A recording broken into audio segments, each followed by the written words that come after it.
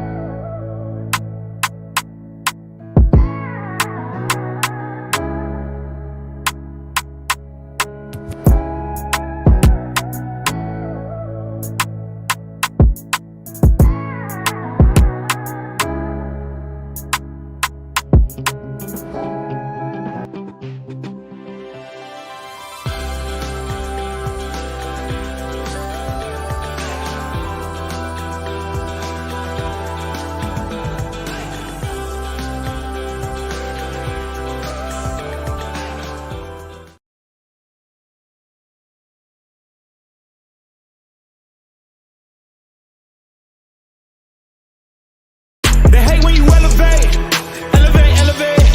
They hate when you elevate, elevate, elevate. Yeah. They hate when you elevate, elevate, elevate. They hate when you elevate. Yeah. I had to elevate. I'm way up, way too fly. Yeah, I'm feeling myself. Ain't no chance I'm coming down. No, got this whole view to myself. Yeah. Why would I give it up? Why do they wanna come take my place? I work too hard for it. Don't need a replacement. This my vocation. Now I got rollies all in rotation. Hop on the jet just to take a vacation. Remember the moments was trapped in the basement. Now the hard work is all taking me places. Water on bed like we trapped in the matrix. Bet on myself and go ball out in Vegas. Living a life like I'm rich and I'm famous. Don't see the grind that I know that it came with. Oh, I ain't make it this far for myself. I had to prove to everybody else. I had to set them straight. I had to boss. I had to renovate. I know they hate when you elevate. The second of losses, I'm handing them out. Yeah, I had to go delegate. It feel like I'm floating, I'm lost in the moment. I swear I could levitate. They never believed that I would really fly. I had to go demonstrate. I had to set them straight. They hate when you elevate, elevate, elevate. They hate when you elevate, elevate, elevate. Yeah, they hate when you elevate, elevate, elevate. Burn Live, y'all. Marijuana keeping y'all connected. Hashtagging these red eyes, changing the view with eye red, keeping underage smoking on social media. Definitely killing myself for your entertainment. Sitting here with friends and family, starting a cannabis station.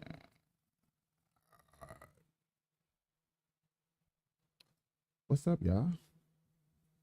I went live earlier today, had a good conversation, talked about some marijuana laws and some good certificate marijuana shops getting open. Still, certain dispensaries getting shut down because they're illegal. Also talked about sports in the WNBA with women and Duncan. As soon as I got off, I got a report about this one talented young lady who's coming to league who's dunking with two hands. So expect the WNBA to be doing something. Shout out to Rumble. Shout out to my two lovely people on Rumble. Shout out to YouTube, Instagram, Facebook, Twitch, Twitter, and everybody else that comes to join the show. I highly appreciate everybody stopping by, coming through. You could have been anywhere in the world, but decided to be here with me. I appreciate it. I appreciated it.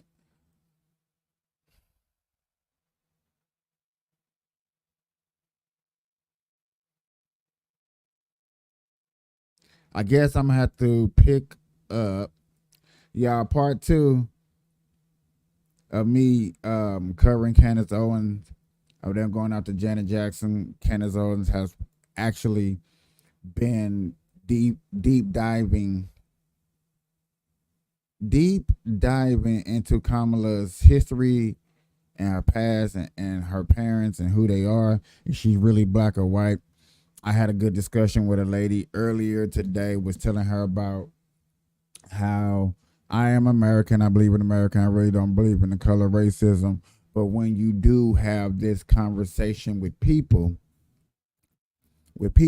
you do unfortunately have to bring in the conversation about race most of the time, because most people are not gonna understand where you're coming from. They're not gonna really get the mindset or the ideology or where you're coming from. So therefore, you do have to bring in or break it down. You have to break it down in a form to where they understand. Okay? You have to break it down in a form to where people understand. If I speak to you and we're having a cannabisation and you don't understand where I'm coming from, then we're going to have a problem. Ladies and gentlemen, go get your blunts, joints, dabs, bungs, pipes, roll up, get into it. We about to get into another Burn Live show. I'm sorry if we have some small technical difficulties with the signal. Hope everything's clear up. But let's get into this show.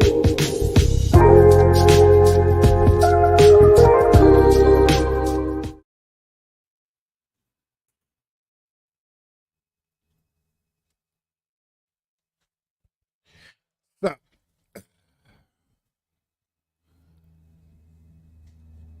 the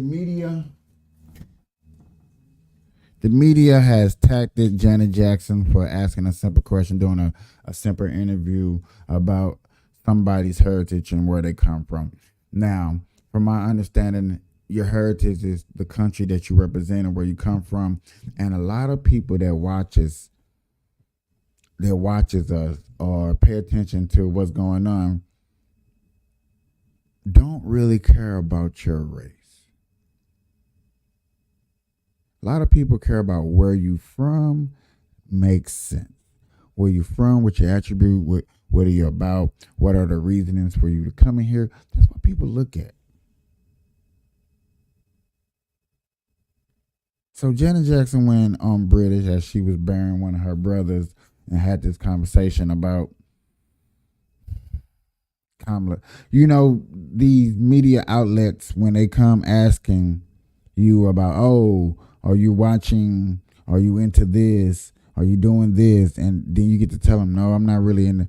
People that are not really into politics, when they get to answer these politician questions, I truly believe they shouldn't be getting this deep of a ridicule that they be getting. I really believe so. I stand deeply on that because I don't think it's necessary. You asking Taylor Swift, Janet Jackson, Justin Bieber, LeBron James, people that's not really into politics, about politics. And you also got mad, and you quoted, because I heard this out of my, I heard this. People also got mad when LeBron James was giving his opinion about police brutalities and stuff like that. People were getting mad and upset. Trump said, shut up and dribble. The whole world went, hey, who's talking to that man like that? Can't talk to LeBron James like that. Shut up and dribble. He's an icon. Everybody knows about LeBron James. You can't talk to him like that. Have respect for LeBron James. What, 4 days ago, Janet Jackson comes out, make her statement about Kamala Harris. And that same community that was shocked over LeBron James and his words, them same people that were shocked over LeBron James and they telling him to shut up and dribble, told Janet Jackson to shut up and sing.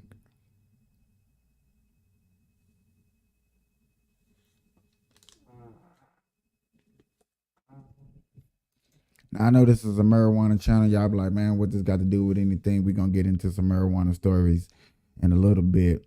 I'm definitely going to stick to my guns on that. Also, we're going to bring back cop videos and breakdowns, analysis on her too.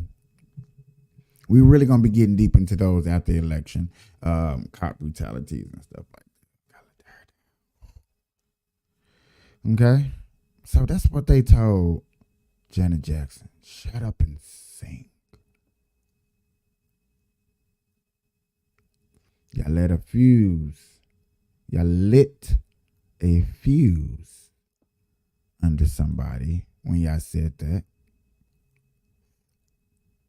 I know y'all did not expect people to say anything, come out, speak their mind. I know. I know y'all didn't. But it happened. Not only did it happen, ladies and gentlemen, y'all had the wrong person want to speak up on Janet Jackson's behalf. And y'all know when certain people speak up, they don't let go. When a dog bites, he don't let go until he's done. So that's what y'all did. Now you got, yeah, I did it. You got Miss Candace Owens. Ooh, that's a bad picture. That's bad. Let's yeah, there we go. You got Miss Candace Owens back in action. What's this episode? So she started at 70. So this is the 4th episode that she's been going into. I done covered 3.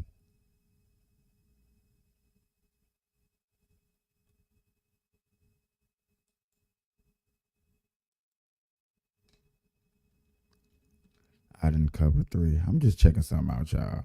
Oh, that's kind of dope. That's kind of dope. I'm digging that. Let's get into this story. Just want to get into it a little bit. Kamala's investigated continues. Oh my God, that's getting good. Fired, banned from YouTube. I was like, well, I'm just going to relax. But then the media came out and tried to paint Janet Jackson as mentally unbalanced. And I'll be honest, something came over me. I was just like,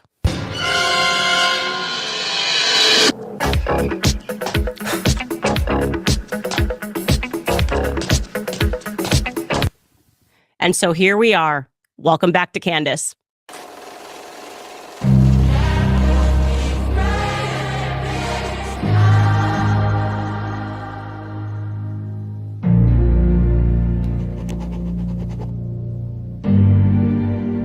All right, I'm actually really happy it's Friday because I feel like we need the weekend to go through all of the emails and all the documents. And I'm just so obsessed with this now that I just need a day break, or a 2-day break rather, to really dive into this, because now we have an entire family and I need to look into specifically the Orris's family, other relatives. Obviously, I'm not going to share any of their information. We've found a lot, but it would help. It would help us better understand why Kamala is hiding an entire piece of her family. It's completely bizarre. So what we want to do today, because so many of you guys are emailing me, is to just organize what we know for a fact, plus tell you a couple of new things that we've discovered in the last few hours.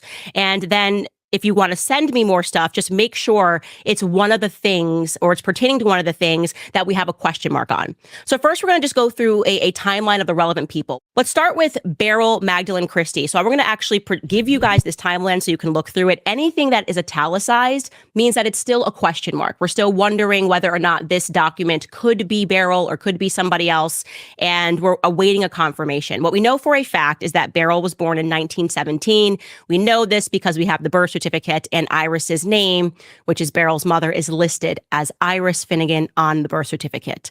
Again, Beryl is spelled slightly differently, but we know because of Kamala's book that name spelling shifted over the years and was also spelled with a Y. We then have a document, and this is highly suspicious, that Beryl birthed Donald Harris. Allegedly, this could be Kamala's father. The only problem is that we're looking here not at a birth certificate, but a death certificate, which would put the birth of Donald around 1938. It looks like this infant died just a few months short of turning 2 years old. So could have been born in 1938, died in 1940 November. And it says, oddly, that this is the son of Albert Harris. So that's confusing. But this is the only document that we could find for a Donald Harris that has a mother named Beryl Harris. And again, that Donald died. So this one is a question mark. We know for a fact, however, that Beryl Magdalene Finnegan was married in 1944. She was 25 years old. We have that marriage certificate, and she was married to Lawford Newland. And here is where things get strange, because we were able to locate the divorce document between Lawford Newland and Beryl Magdalene, and that divorce took place in 1956.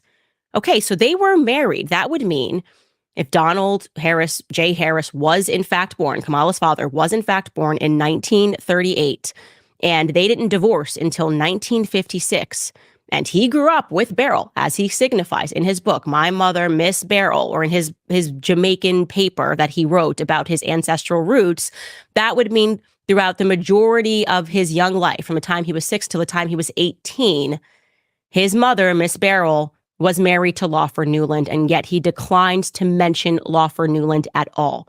Major, major question mark. We move on to a possible death certificate, and I feel very strongly that this is the correct death certificate.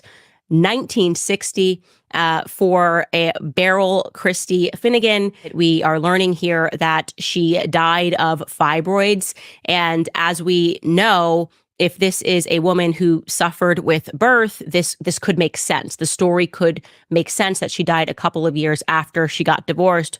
But again, we're not completely sure. We're looking for something that is concrete, where we can say, yes, this Beryl Finnegan died in 1960, which then makes Kamala's timeline of having met her grandmother, who had died before she was even born, highly suspicious. Then we jump to 1995 because people have been sharing this other possible death certificate. And I'm going to rank this as a very low likelihood. One, because somebody sent me an email and they gave me a strong lead that this could actually be a different Beryl Christie Clark. And we're going to look into that further. But also because the person listed as having been there when she died was Douglas Finnegan. And we don't have a Douglas Finnegan in this family. And also, if you look at the date of death and the age, 81 years old, that would mean that this individual was born in 1914, which would have been before our Beryl was born. So we're going to continue to rule this one out by trying to locate who that Douglas Finnegan is that signed. But I rank this as a very low likelihood, but we want to keep it here as possible because it's not entirely ruled out. Now let's jump over to Oscar Joseph Harris, Beryl's alleged husband, who I am now certain was never her husband, and I'll explain why. Okay, we know for a fact that Oscar Joseph Harris, who Kamala purports is her grandfather in her book, was born in 1914. On April 5th, we have that birth document, making it all the more suspicious that we can't find her alleged father's, Donald Harris's, who was born after him. We then know, which we discovered yesterday, super huge development, that he married and that wedding was recorded in the local newspaper, the Daily Gleaner. And you can see, even though it's a shadowed photo, that very much looks like the photo of Oscar Joseph Harris that she shared. And because of the details that were provided in this article, we know for a fact that it is him because it lists the fact that his brother Newton stood in as best man. And we know for a fact that Newton is the brother. So we know for a fact that they got married, and he died in 1976 in St. Catherine. We have his death certificate. Now, I want to point this out to you because this is actually something that's quite odd. Allegedly, he only had one child, and that child was Kamala's father. That's what we are told, that his only child was Donald J. Harris. But something's not right there, because if you look at this death certificate, look at the bottom here.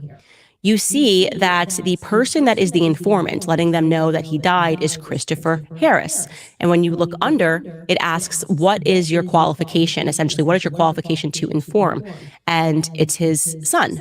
It says in parentheses, his qualification is son. And so his son was there, and his son's name is Christopher Harris, not Donald Harris. And I'm just wondering, who is Christopher Harris? This is a major question mark. Donald Harris, do you have a brother named Christopher Harris? If not, is Donald Harris actually the son of Oscar Harris? We'll get into more of that later. Okay, now let's look at Viora Anita Cambridge Harris, because we know that she got married. What we know for a fact about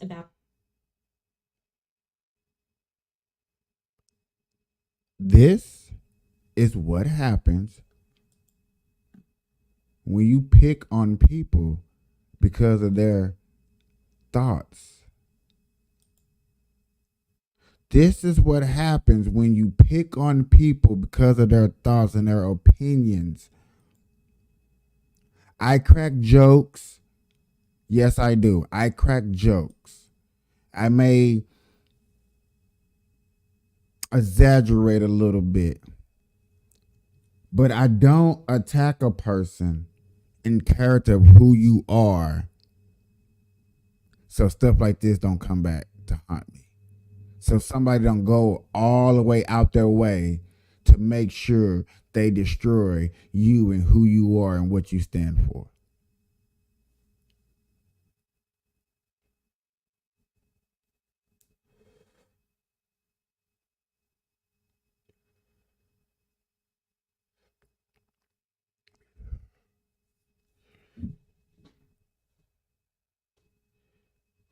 Candace Owens have went so damn deep inside the rabbit hole of trying to discover the truth about Kamala Harris.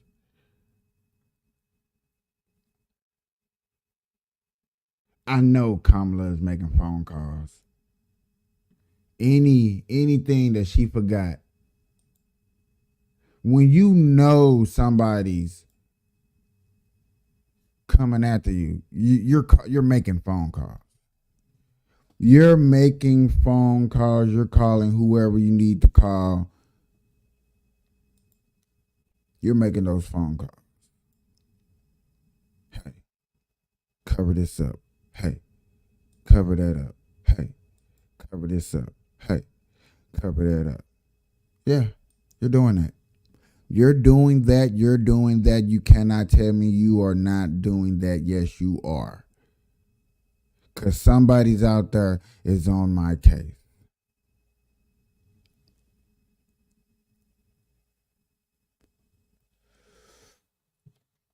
I'm gonna come back to that. Shout out to Rumble, YouTube, Facebook, Instagram, stuff like that. Let me get into this marijuana news. We going back out to DC, Washington, y'all. I told y'all we cover news. I'm going to stay on these news coverage. I'm gonna do that for y'all. That's Check gonna this be out. $179 for all insurance. one of my new jobs that I'm gonna The district officials said attach to myself is to make sure that I bring you marijuana news and coverage that's going on. Yes, sir. Okay. So that's my new job. Not only get into politics, but since this is a marijuana political channel, you know what I'm saying? I'm going to get into marijuana news and stay on it from here on out. I'm always going to give you 1 or 2 stories about what's going on in a week. So it never knows what state we're talking about. 30 states are medical and recreational out here. So we're just going to jump around and cover these stories, talk about them. If they need to be talked about, some of them don't need to be talked about. Just keeping it real. But yeah, let's go. So the district has been cracking down on stores officials say are illegally selling cannabis, and there has been sort of this gray area in the laws around selling cannabis in D.C. since residents voted to allow people to gift cannabis. In July, the D.C. Council passed legislation to clarify that law. News 4's Mark Seagraves reports on how this new enforcement is going. this is the scene at several retail stores that district officials say are accused of illegally selling cannabis. The stores forced to shut down and padlocked by police. Executive Assistant Chief of Police Jeffrey Carroll tells News 4 some of the shops they've closed were found to have other illegal drugs. We recovered amounts of cannabis, as well as, in one case, suspected heroin, mushrooms. We've had a couple locations where, almost all of them actually, where there's been some cannabis that has been laced with amphetamine. So that's something common that we're seeing. And again, of course, it just kind of goes to the danger of these locations because people may think that they may not know they're going to an unlicensed establishment. They may think they're getting regulated cannabis, and now there's amphetamines mixed in with that they would be unaware of. While DC has several medical cannabis dispensaries which are legal to operate, it is illegal to sell recreational cannabis in DC. In July, the DC Council passed legislation authorizing the crackdown as well as a process for the illegal businesses to become licensed. Councilmember Charles Allen tells News 4 there are more than 100 illegal cannabis shops operating across the district. DC has gone to great lengths to create a pathway for businesses to get licensed, to come into a legal framework. And that's been taking place for the last year and a half, 2 years. But for businesses that want to continue to operate illegally without a license, we've got to have enforcement. The Alcoholic Beverage and Cannabis Administration has been issuing cease and desist notices like this one to businesses, warning them to come into compliance with DC law or risk being shut down. Since July 15th, when the new enforcement began, 26 cease and desist orders have been issued. 5 establishments have been closed by MPD and ABCA. Another 25 establishments closed due to other types of enforcements, like from the Department of Health. If you're going to remain illegal, if you're going to remain unlicensed, I think the message is pretty loud and clear here that ABCA and the city is going to be coming after you. Police have arrested 3 people in connection to the closures of illegal shops. In the district, Mark Seagraves, News 4. So while recreational cannabis is legal in D.C., Republicans in Congress have blocked the city from regulating recreational sales. But residents no longer need a doctor's recommendation to buy cannabis at medical dispensaries.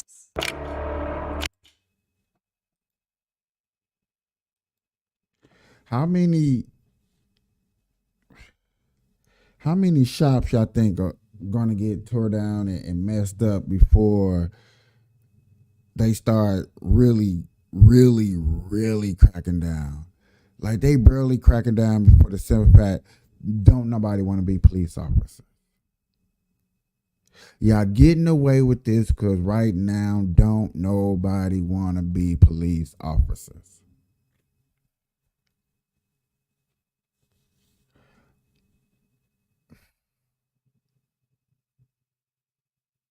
These stories are popping up everywhere. New York, D.C., California, Washington, Oregon, California, Nevada. This story is everywhere.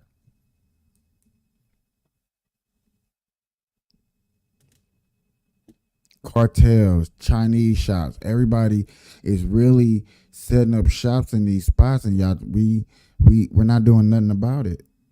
We can't do nothing about it. I'm assuming.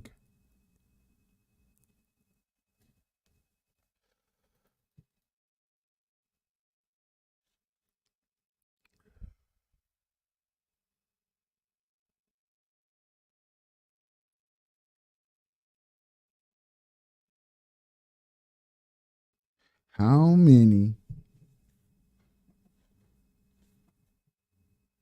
many stories is it gonna take for us to say it's getting out of hand? When is it gonna actually be labeled getting out of hand?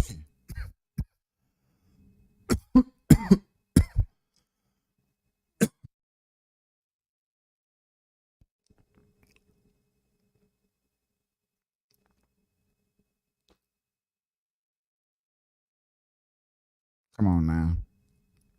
I'm coming to y'all about stores. You hear me? About stores. You got people out here right now who's gonna say the health risk. Oh yeah, I got a story right now. I'm talking about health risk.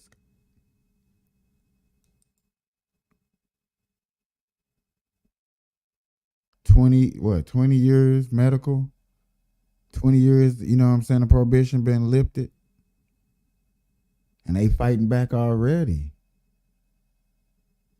And they're not gonna fight back like how y'all fight to get legal, where y'all protest. No, they're gonna fight on the news. They're gonna always go to the news. And you always gonna see these stories. You always gonna want to see these stories. 9 in 10 Americans say marijuana should be legal for medical or recreational use. And a recent Gallup poll shows about a quarter of young adults 18 to 34 use marijuana. Men are more likely than women to smoke it, but there are some real lows to consider. Fire in the hole. Weed, pot, grass, dope, hash, Mary Jane, marijuana, whatever you call it, if you smoke it or eat it, you may be giving your body a real buzzkill. The common misconceptions and attitudes is that marijuana is harmless, which it's not. A new study by the NIH found that daily use of cannabis was associated with a 25% increased likelihood of heart attack and a 42% increased likelihood of stroke. And using marijuana at a young age increases the risk of developing schizophrenia or other mental disorders, especially for young men between the ages of 16 and 25. I'm so high. Nothing can hurt me. Kids that use cannabis use tend to be more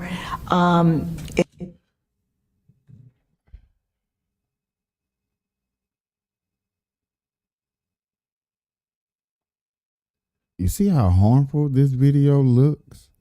You see how bad and poor and sad and depressing?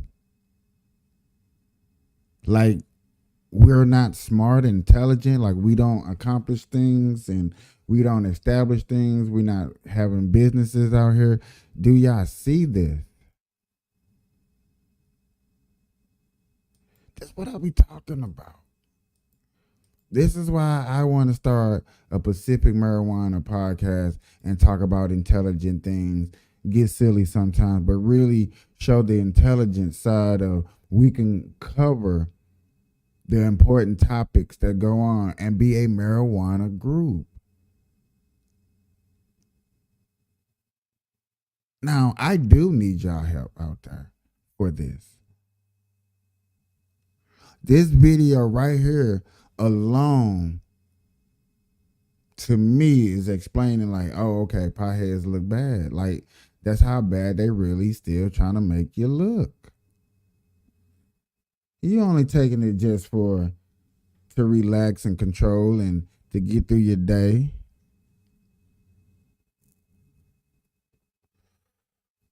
But they really make it look bad. I feel like a lot of people just don't care. Like, I don't care how they make me look. They ain't talking about me. They talking about you. If this was going in the opposite direction and it was super fundamentally strict, y'all wouldn't know what to do. Impulsive, and it clouds their thinking and judgment. If you start young, it can cause permanent IQ loss by as much as 8 points. You can also have breathing problems, and it may develop to cannabinoid hyperemesis syndrome, causing users to experience regular cycles of severe nausea, vomiting, and dehydration. So if you're enjoying the greens, be aware of the risks. It may be harder to participate in activities while using marijuana. A study found that 20% of individuals using it for depression also reported reduced motivation. So kind of doesn't really help, you know, it might help with the depression, but then it doesn't help to motivate you to go do anything. Backwards in that sense. Yeah. Yeah. Now, that's something I do have to agree with them. If you smoking weed to deal with depressions, yeah, this is not the type of medicine you need when you need to be outdoors, exercising, around people, vibing, touching, and becoming one with nature to get yourself out of depression. Marijuana is not for depression use. I can 100% agree with them on that. For real. Covered a story yesterday where a lady was like, it made it hard for her to think of words and to make conversation with people. And I was like, well, I am under the influence, and this is just my hypothesis, that you was having that problem before you smoked weed, and it just intensified it because you was already heading down a slippery slope. So I get it where the medicine is getting used for some of the wrong reasons in life. Which, I mean, shoot, Adderall, Tylenol was getting used for wrong reasons in life. You know what I'm saying? So you can't say the good and the bad is ain't gonna happen. You just gotta say, like, okay, I'm gonna try to make this for the good for the people and hope that people don't abuse the badness and what goes on.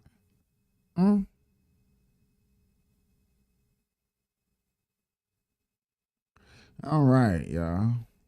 See. I'm gonna take y'all out to Nebraska.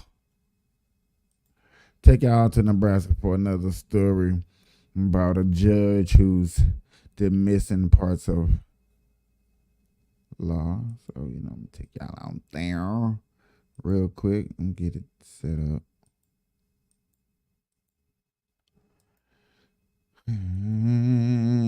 See how we covering different states and stuff like that. So that's basically how it's gonna be when we're covering these stories. It's gonna be different states. Not all we're just gonna stick on one state, because not all just one state have all news. I think I should cover just more than one, not stick to one a day.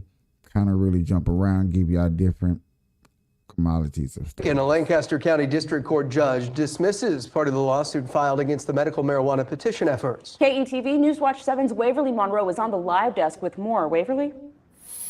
Quinicia and Bill, that suit filed by former state Senator John Keane alleges the two initiatives should not be on the November ballot. The Lancaster County judge, Susan Strong, says she will hear arguments that there were not enough signatures and Keane's claims that some were fraudulent. But today the judge dismissed two of the claims, count 3, which was failure to file legally sufficient sponsor statement included with the petition, and count 4, which alleges the petition violated the state's single subject rule. Now, as of right now, both initiatives dealing with medical cannabis will stay on the November ballot.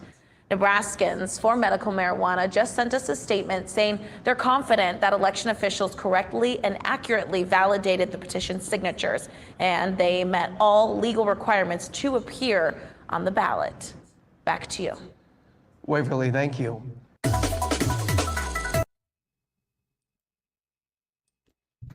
We need to keep it like this. Keep it in the state.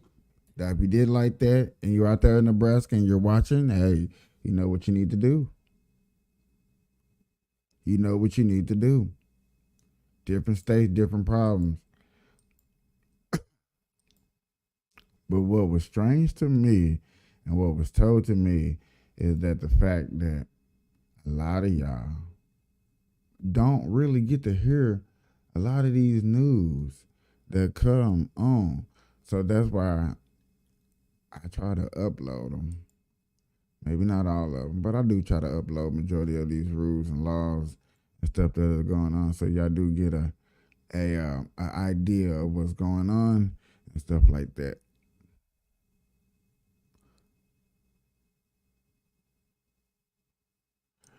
Okay. Now, me personally, I want to cover this because I want to see what's going on. Because, yes, it is oddly to me to see Kamala Harris leading in a poll. It really is.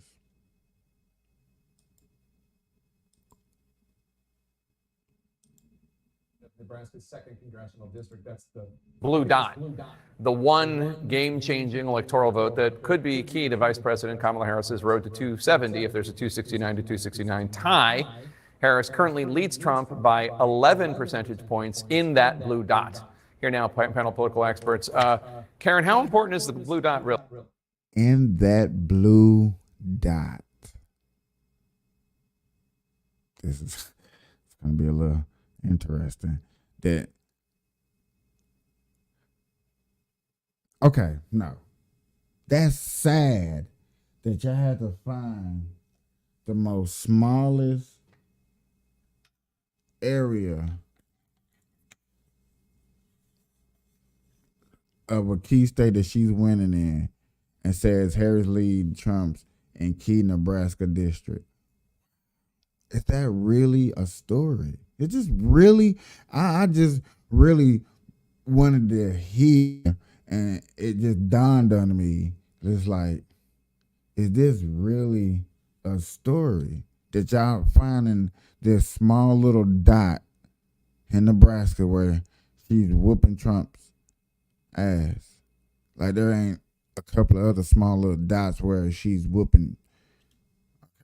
I really got to hear this. I thought I was tripping. I feel like now I'm not tripping, but let's see what they got to say. Really, the Omaha dot. It's very important. Look, we've got to have every single pathway to 270 open for as long as we can. We saw that, just before President Biden got out of the race. We had stopped talking about the South, and we were really talking about the blue wall in the Midwest. And now we've got, some different options. So particularly when you're 5 weeks to go, I'm losing track. I don't know. It's coming, this election. Soon. Thing. It's soon. Right, it's very soon. You want to have as many pathways for as long as you can. So let's turn to North Carolina, where it's a tie, according to this poll. Likely voters there are split. It's a state, 48%, 48% in this new poll. It's a state that only Obama has won on the presidential level in the last 44 years. In 2008, that was a wild year. Obama won Indiana, if you can believe it. Yeah, kids, look it up. Down ballot, Harris is being outperformed significantly by the candidate for governor, Josh Stein. He's the attorney general. He's popular.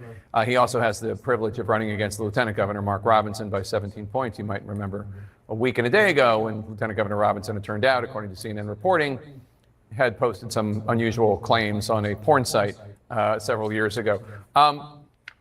What's the obvious? Do you think obviously Republicans are competing on the presidential level for North Carolina? What about the governor's race? Is that just Republicans are just like, never mind? I think that's fair. I think what you look at all of these polls, they're still within the margin of error. And you like it or not, Trump doesn't really poll well historically. In fact, he outperforms his polls. He did in 2016. He did again in 2020. And so I think here we're looking really at kind of how close we can keep those numbers. And North Carolina is still very much within the margin of error. And Karen, Vice President Harris visiting the border today, trying to work on one of her biggest vulnerabilities. What a picture. It's not just hers. In fairness, Biden was picture. vulnerable on the issue too.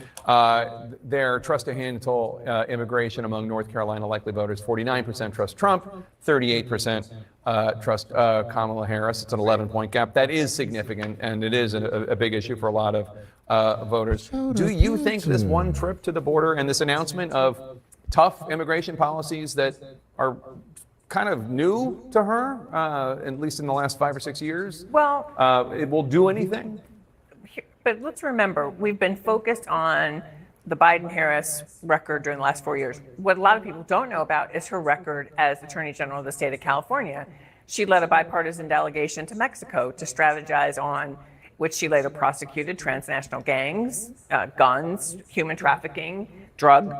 So she actually has a record as a law enforcement official dealing with these issues, also dealing with our dreamers and comprehensive immigration reform. So part of this is, and remember, what this campaign's like, 100 days, several, it's a few weeks. So this is the right moment, I think, to go to the border, to not just talk about the current record, but to talk about what she would do, but also get people more familiar with her actual record as well, as a senator, as an AG, and remind. It sounds like to me they're gonna do it to stunt in front and to put on a front. Go to the border and show them that you can just go. Look around, take a couple pictures. It's like when those one girls, I forgot what they're called, or people, because men do it too. Them people that go out there and they say they be for the cause, they take a couple of pictures, they get in their car and they drive off and they go back home. They be uploading a bunch of pictures they took around town saying they did this, say they did that, and they ain't did nothing.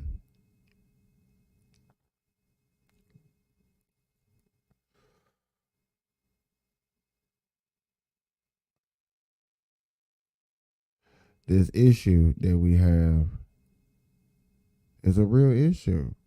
Like, don't play it. Like, they talk about she go to the border. I think she did it. They ain't even did it yet. They would have had the pictures. They would have had the pictures. People. She was a law enforcement official. She knows something about this. I think you're also going to hear her talk about the fact that Trump and Vance are not serious. They're not really putting forward serious proposals to try to solve the problem, whereas she's actually trying to put forward comprehensive, practical, pragmatic solutions. Michaela, J.D. Vance, the vice presidential nominee for the Republican senator from Ohio, he's going to campaign in Pennsylvania tomorrow. He's going to be joined at a town hall by a fellow named Lance Wallnau. Lance Wallnau is a self-proclaimed Christian nationalist. He's a big evangelical influencer. He's a Trump supporter. I want you to listen to how Wallnau has described Vice President Harris. She can look presidential, and we'll go to this later. That's the seduction of what I would say is witchcraft. That's the manipulation of imagery that creates an impression contrary to the truth, but it seduces you into seeing it. So that spirit, that occult spirit, I believe, is operating on her. When you're up against that, the good news is, if we're going to go full tilt Pentecostal, Jezebel may be the spirit you're up against. I was just waiting for Jezebel. I don't know about you. As soon as that clip started, I'm like, I know a Jezebel's coming. Look, I wouldn't even ask you about this, but J.D. Vance is actually appearing at an event in Pennsylvania with this fellow. Mm-hmm. I don't know who this person is. Never heard of him before. I just told you he's an evangelical influencer and so maybe that's my fault for not being incredibly aware of him and his political dialogue. What he's speaking to, and I think what the voters are seeing, is that there is a history here of rhetoric, of Kamala Harris continually trying to act like she is moving to the middle, continually trying to take positions that she has not taken in her record. And when you compare her rhetoric with her record, they are diametrically opposed in many areas. And what we were just talking about on immigration and the border is one of those things, 11-point difference where Republicans are trusted more. She is continuously saying, I'm going to be strong on the border. Well, she's had 3 years to have that administration take some steps, and she's failed to do so. It sounds so much more reasonable when you say it.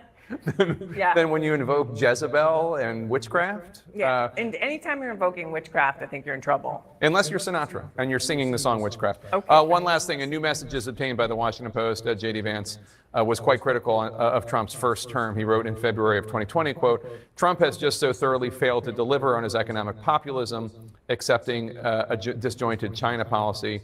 And in June 2020, Vance said, I think Trump will probably lose. CNN has reached out to the Vance campaign for comment to verify the authenticity of those direct messages that the Washington Post uncovers. Now, J.D. Vance has said that Trump's economic agenda and successes as president transformed him from a never-Trumper in 2016 to a big supporter in 2020. But these messages suggests that the conversion came later than 2020. Yes, indeed. And so if we're going to talk about hypocrisy here, I would say that J.D. Vance's hypocrisy is very well documented. I mean, he was diametrically opposed, and then, as a craven politician does, he seemed to have abandoned all sorts of positions to meld himself into a VP nominee for Donald Trump.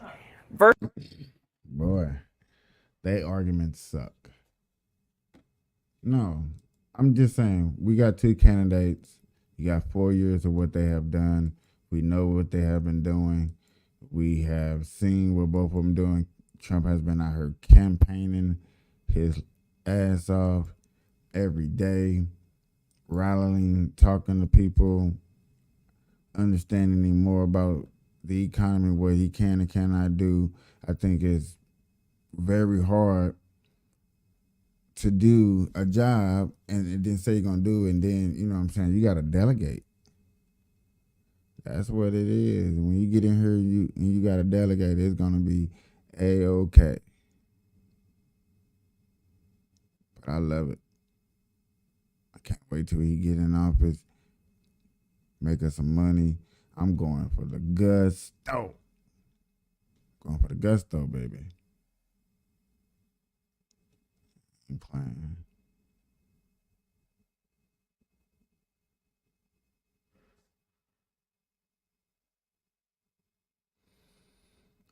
Ooh-wee. Ooh-wee-wee-wee. What do y'all think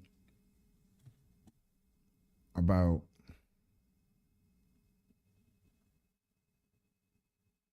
them hacking these machines when you go to vote? I did a segment earlier this morning about voter fraud and people changing things at booths. Guy admitting that you ain't even got to be in there at the booth to change them. As long as they got a Wi-Fi signal, you can change them. Hackers been hacking all day. I had a lot of people, when they seen that I was covering a couple of hacking stories that was going on, they would love to send me about hackers because people have made so many videos. So there's millions and millions of videos about professional hackers and people who done good and bad, and there's a whole channel, that's the word I'm looking for, a whole channel where people out there trying to catch scammers and people that do hacking jobs out there and try to get their money back because, you know, yet again, there's a black web thing. Do understand. So when it comes to voting and looking at us and got to do what you got to do because, you know, you want to vote, you're tired of what bills prices look at. You look at a mayor or a governor that's in office and you don't like what you see, and it's time for change. Do you think when you go to vote now that people are coming out here admitting that hacking is real, that the meaning of you can't vote is because machines are messed up? They're going to switch your vote anyway and say that you voted for somebody else. How can you really go out here and say 100% surely without a shadow of a doubt that when I vote for whoever I vote for, whenever I vote for somebody, that this is what I'm voting for? This is who I'm voting for.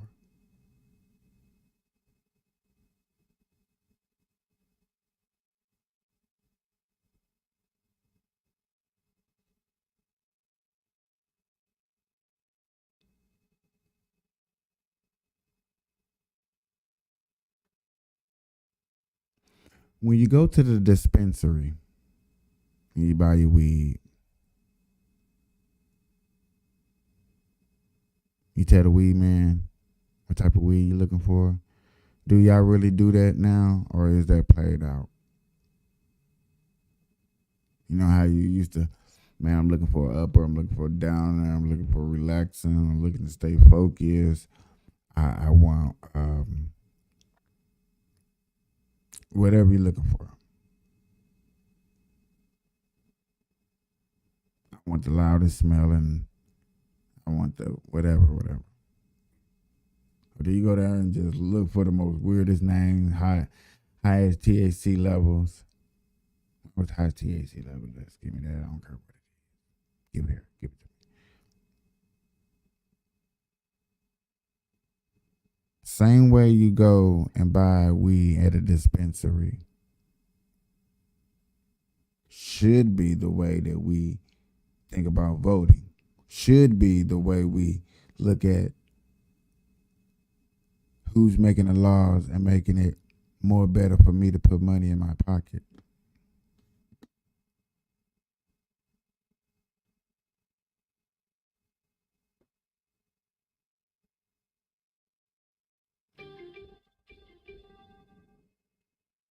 When you start realizing that politicians and these people are supposed to be in place to put money in your pocket and make your community safer, and if they're not going to do a job, vote them out.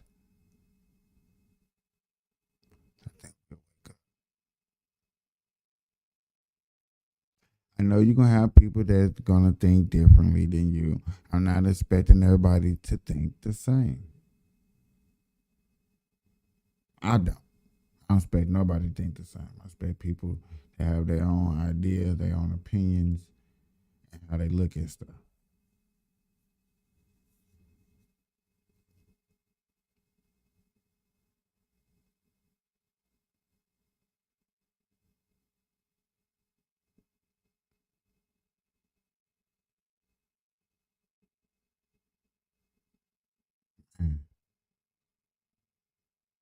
It's the burn lives, man. We marijuana keeping y'all connected, talking about things that I think that matter, that go on in everyday lives and stuff like that. One thing I have not got deep off into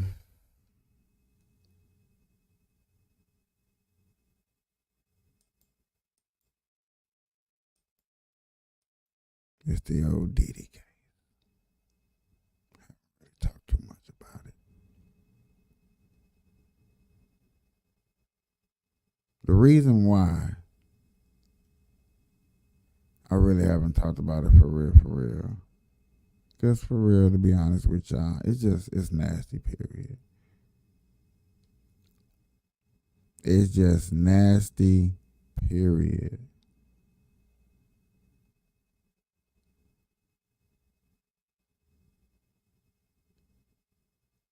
Another reason why I don't talk about the Diddy on here,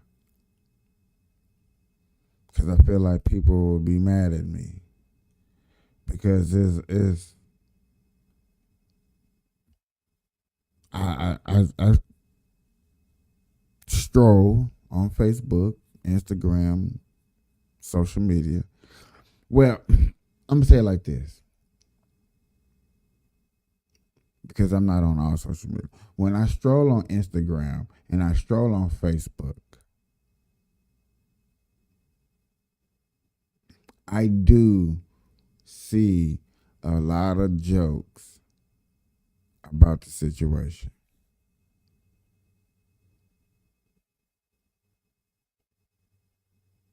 I see a lot of jokes, people making fun of the situation.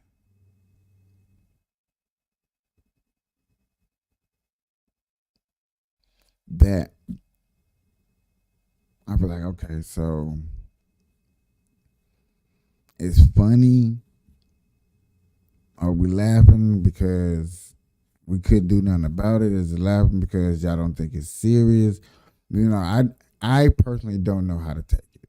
So I just look. I really just look at it. I just look at it.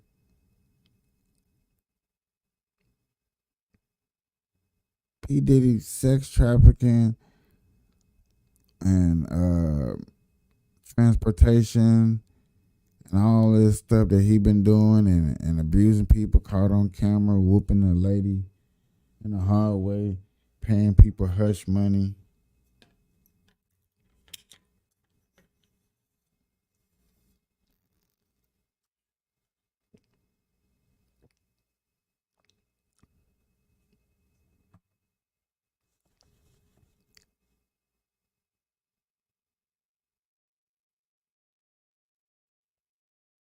It's disgusting.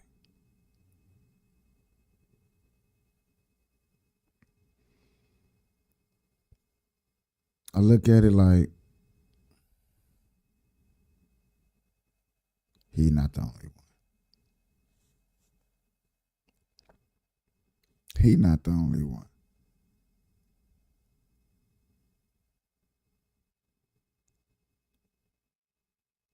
I need to know everybody that's in the game.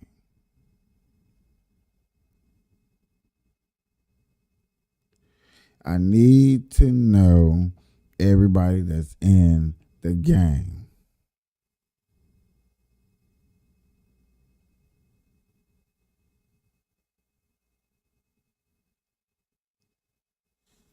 You looking at stuff like this and be like, really?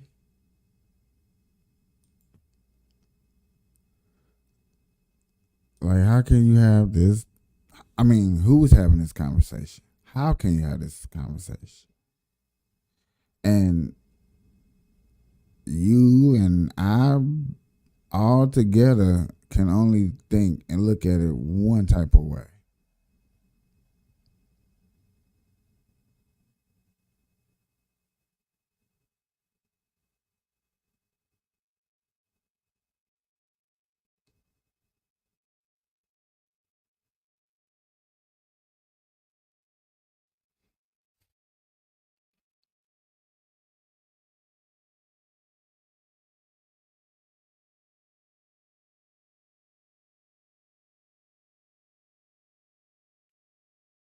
Better yet, I'm going to go to a lawyer.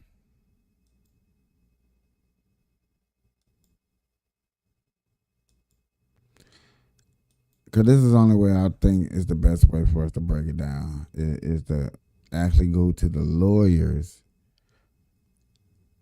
so we can see the documents.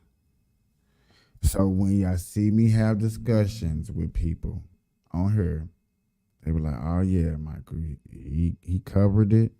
He even have a professional lawyer that he be watching that covers it.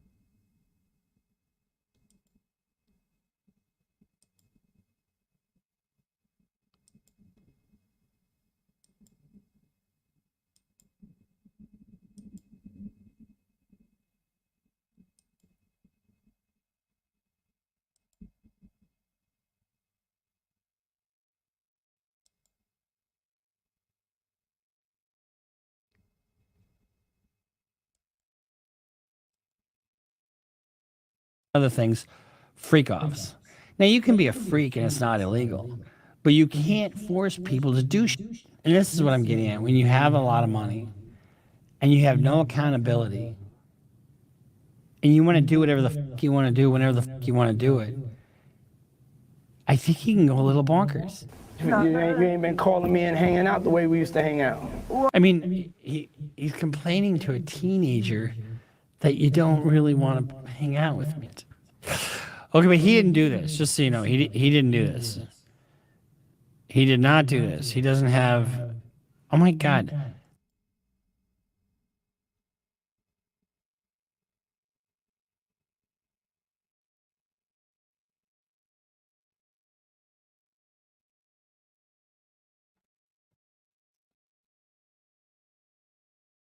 That's the house.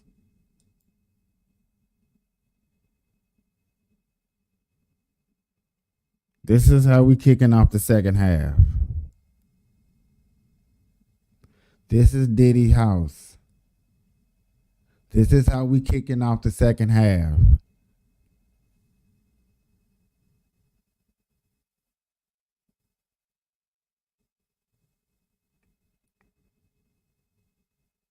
It's gonna get into it.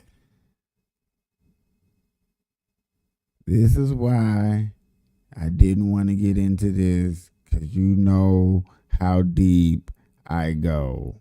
You know where I go when I go chasing a story.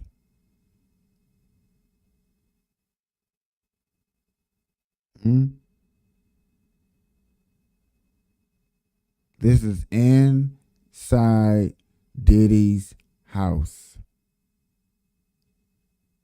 You know how deep I go when I'm chasing a story.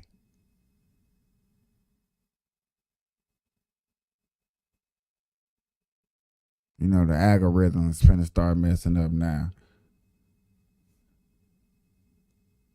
Now people finna start leaving and stuff like that.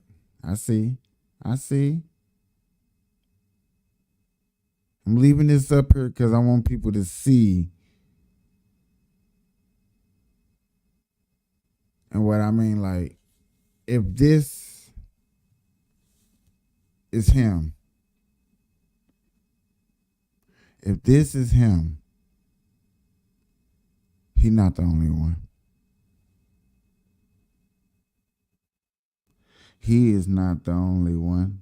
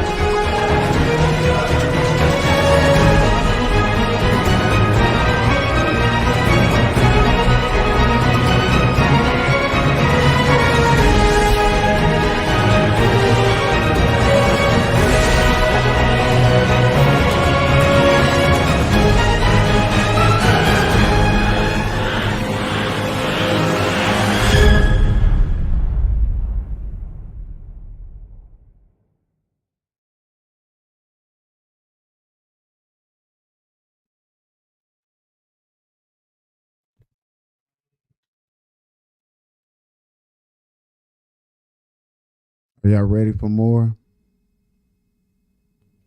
Are y'all ready to see more? Are y'all really ready to go into this rabbit hole, this Diddy, this Diddy hole? No doubt. It's just a reference. Are y'all really ready to see a nasty lifestyle of a person? His mindset, what he thinks, how he thinks, where he thinks. His shit don't stink. Huh? Do y'all really want to see? Okay.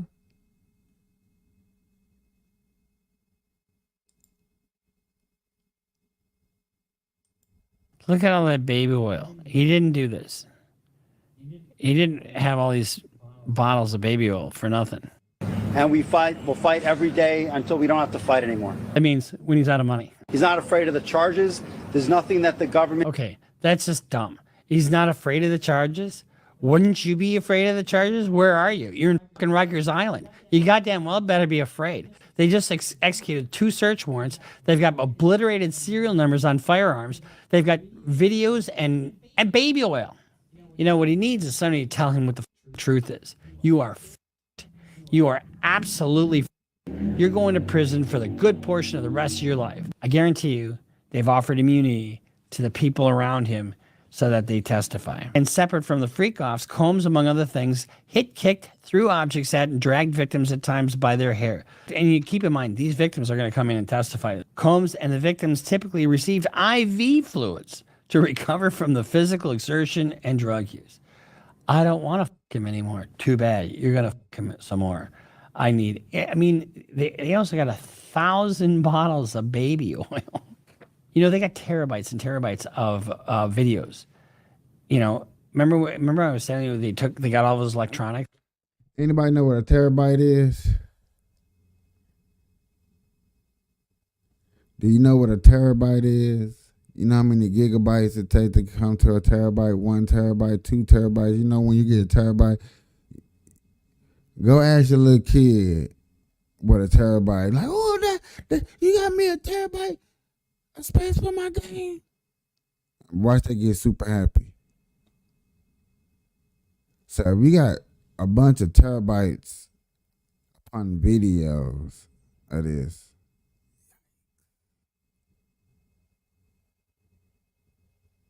I feel like Diddy is like Scarface, sitting up there doing coke, watching himself do it to other men like he having fun.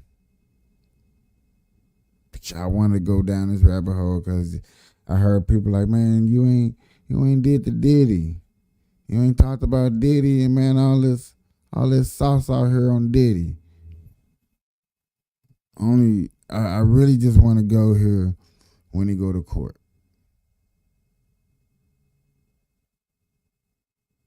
I really want to know all the other people, like you said, the immunity given to everybody around that's going to testify. So they be like, hey, I'm not going to jail. Okay, whatever. Who are all the other ringleaders?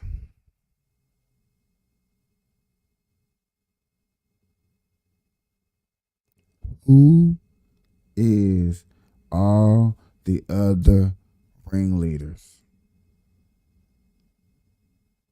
The Mary J. Blige, the Jay-Z's, the Beyoncés, the Erykah Badu's. Yeah, I've been hearing names. I watch it. We covered Miss Jaguar on here. We're not gonna call Miss Jaguar crazy. We're gonna go a little deep. We're not gonna go too far into this. Y'all know that copyright is infringement. Somebody like this guy wants to preserve that. I guarantee you, it's all there. Bruce Rivers, he's the criminal lawyer. Bruce Rivers, he's the criminal lawyer. Bruce Rivers, he's the criminal lawyer. And what he do? And it's gonna react. Who you are, corruption, power corrupts and absolute power corrupts absolutely, I just can't believe how fucking stupid this guy is. But before we get into the stupidity and the unnecessary crap that he did and why he did it and everything, we're going to get into all that. This is brought to you by eForms.com, a very loyal sponsor of the Right to Lloyd Book.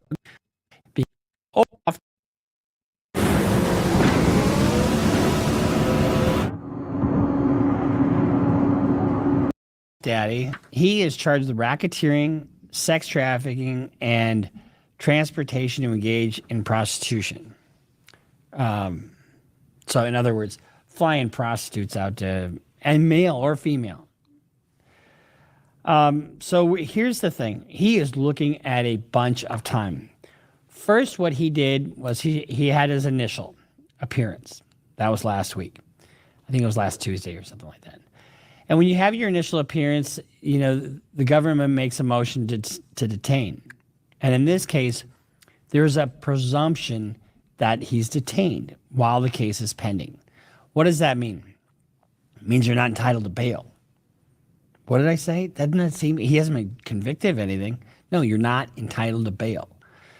So, but it's a rebuttable presumption. So what do? They say initially, all right, on Tuesday, we're going to detain you. The government sought detainment in this case. And Mr. Puff Daddy Combs Diddler, would you like a detention hearing? And so he says, yes, we're going to fight detention. So on Thursday, they fought detention. And what they did is they offered to put up $50 million for bail.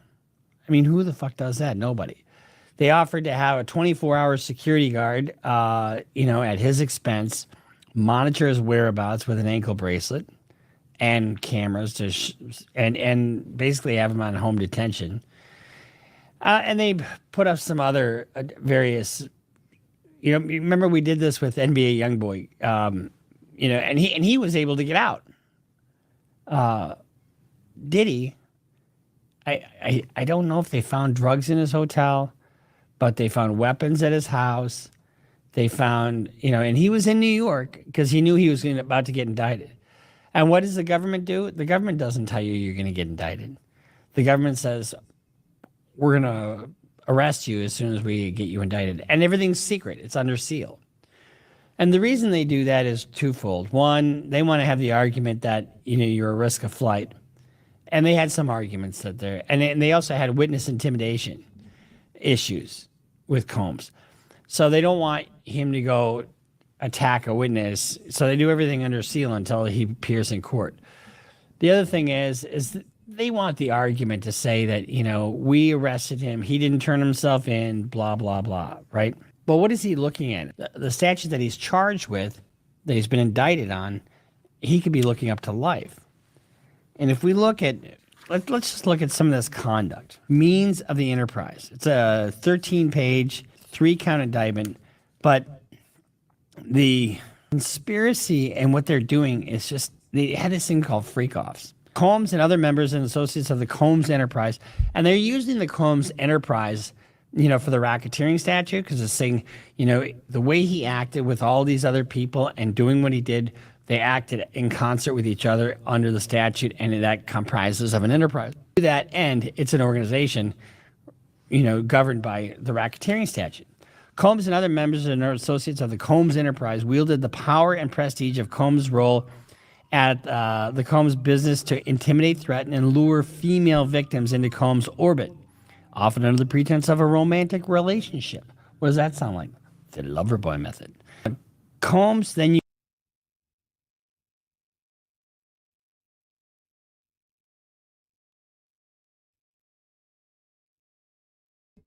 nasty, just nasty.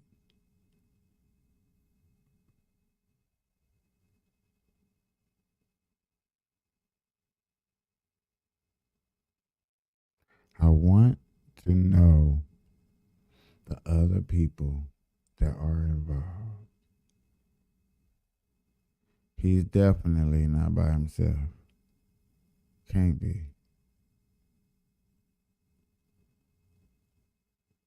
Can't be.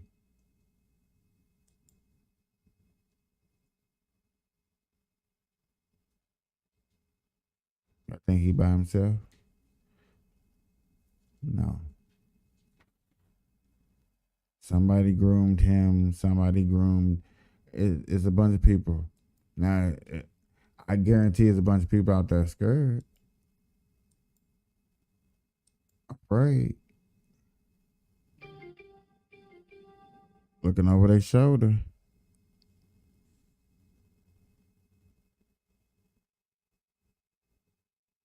Wondering who's next.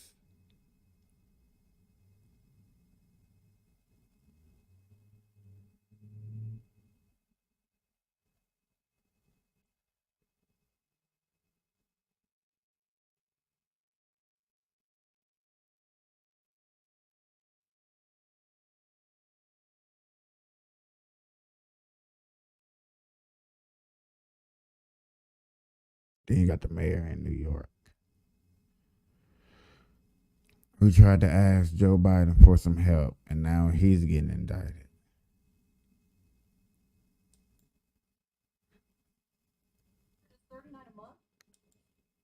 I was looking at this story, it just broke 9 hours ago.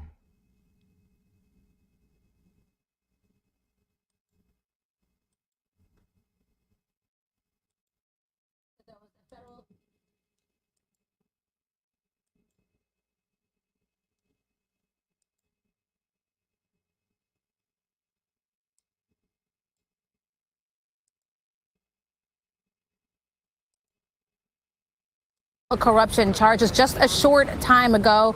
Right now, we are waiting for him to walk through the doors. And if you can see a little bit behind me here, there are lots of media just by the doorway waiting for him to come out. Our Alice Gaynor was inside of the courtroom for all of it, and she will be down here momentarily to kind of give us an update as to what exactly was said in that courtroom. But again, Mayor Eric Adams charges just a short time ago. We are expecting him to walk out of the federal courthouse momentarily. We're also expecting that his attorney will say something as well. There is more media in front of that courthouse set up for, and if that does happen. Jennifer, thank you so much. And we do have political reporter Marcia Kramer analyzing this. You did look through that multi-page indictment, 57 pages, and much of it had centered around luxury travel. That's what really the basis of it was, and really was spotlighted by the U.S. Attorney's Office. What did you pick out of that you think is essential to this case? Well, I think there are two things that are essential. One has to do with whether or not foreign governments were actually making a contribution to his mayoral campaign, because that's an absolute no-no. Foreign money is not allowed to be involved in a New York campaign. So that's number one. And the indictment charges that he got $10 million worth of matching funds, because, you know, in New York City, there's an 8-to-1 match. So for every dollar you raise, you get $8 in city funds. So they're going to try to make that case that he illegally got $10 million in city funds for his campaign. But the other thing that I think you have to look at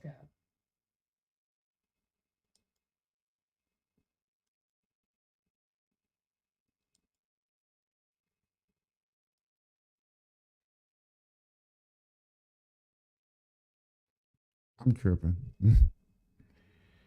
I'm tripping.